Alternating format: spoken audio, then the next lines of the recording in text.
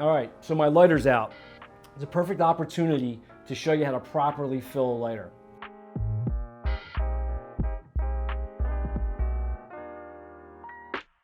So the first thing you want to do when you're filling a lighter is purge it. So I need something to purge the lighter. You guys have like a paper clip or something? There you go. So a paper clip would work, maybe a little screwdriver that you might use for a pair of eyeglasses. Anything, maybe like a little nail. The thing you don't want to use, and I've used it before so I know from user error, is you don't want to use like an ink pen. Because when you purge a lighter with an ink pen, a lot of times it'll explode on you and you'll have ink all over you. So it's not a great idea. In a pinch, you could do it, but just be careful. But I prefer like a paper clip or like a little screwdriver that would maybe use for glasses. So anyway, lighter goes upside down. There's a little stem at the bottom of all the lighters, butane lighters. Where the fuel goes in, that's where you want to purge. So all you need to do is push that paper clip into that little stem.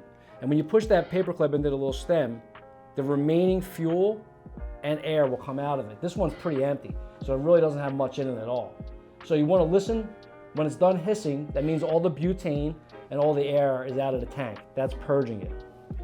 So once you're purged, obviously you need butane. Some butane. Thank you. So same process.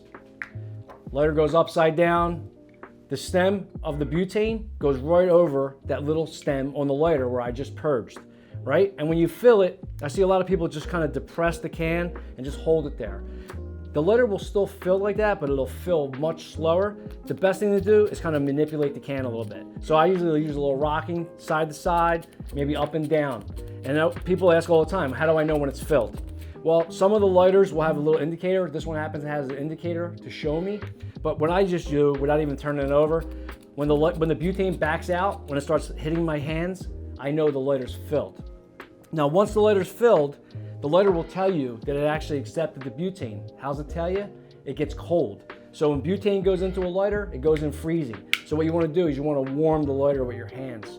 You know, so if you're a person like in the wintertime, for example, maybe you keep your lighter in your glove compartment, or you walk around with it on your body, you have it in your pocket in the winter and it's cold.